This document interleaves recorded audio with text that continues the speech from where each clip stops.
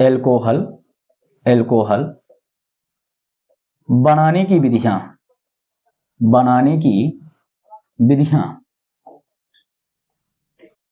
तो देखिए इसमें हम नंबर 1 करके पहला हेडिंग डालेंगे एल्किल हैलाइड द्वारा। एल्किल हैलाइड द्वारा और इसमें लिखें एल्किल हैलाइड द्वारा हेडिंग डाल करके लिखेंगे, लिखें एल्किल हैलाइड की जलीय क्षार से क्रिया कराने पर एल्कोहल प्राप्त होता है।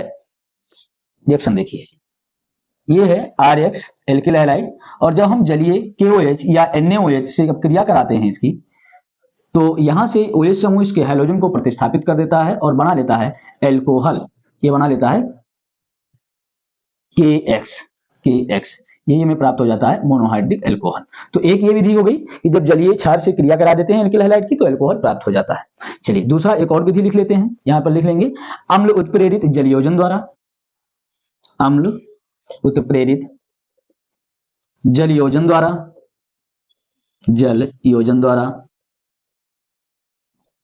द्वारा लिखें इसमें तनु खनिज अम्ल की उपस्थिति में एल्कीन की जल से अभिक्रिया कराने पर एल्कोहल प्राप्त होता है। रिएक्शन देखें, ये है एल्कीन, एथीन लिख देते हैं, CH2 double bond CH2 ethene है। जब यहां पर H2O से क्रिया होती है अम्ल की उपस्थिति में तो H2O वियोजित होता है H+ आयन OH- आयन में, और यहां पर ये बना लेता है CH3CH2OH, एल्कोहल प्राप्त हो जाता है एल्कोहल। तो इस तरह से एल्कोहल बनाने की ये दो विधियां हो गई। इसी क्वेश्चन में आगे कह रहा है कि एथिल अल्कोहल की सांद्र सल्फ्यूरिक अम्ल से अभिक्रिया दिखाओ। तो चलिए यहां पर हेडिंग कर लेते हैं एथिल अल्कोहल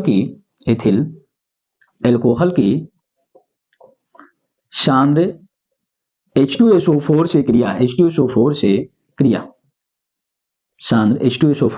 क्रिया देखेंगे। सांद्र सल्फ्यूरिक अम्ल से यहां पर दो अभिक्रियाएं होती हैं अलग अलग तापों पर। तो पहला लिखेंगे, अब हम यहां पर पहला बिंदु लिखेंगे सांद्र H2SO4 के साथ 443 केल्विन ताप पर गर्म करने पर एथीन प्राप्त होता है।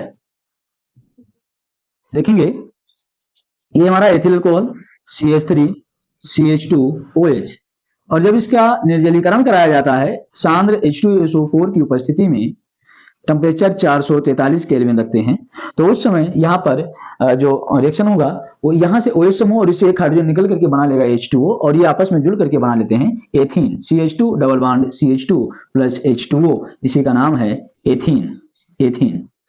दूसरा देखेंगे सांद्र H2SO4 की उपस्थिति में 413 केल्विन ताप पर ईथर प्राप्त होता है। देखेंगे ये रिएक्शन कैसे होगा, तो यहां पर देखें इसके दोनों ले लिए जाते हैं CH3, या ऐसे लिख दें C2H5OH और प्लस यहां से लिख देते हैं C2H5OH, दो अणु हैं। यहां पर वही चीज H2SO4 कंसंट्रेट रहेगा, लेकिन टेम्परेचर यहां पर 413 केल्विन रहेगा। होता क्या है, इसका एक हाइड्रोजन इसके OH के साथ में जुड़ करके और जल के एक अणु का निराकरण कर देता है, और ये बन जाता है C2H5 प्लस H2O, और इसका नाम होता है ईथर। तो ये हो जाएगा इसका सांद्र सल्फ्यूरिक अम्ल से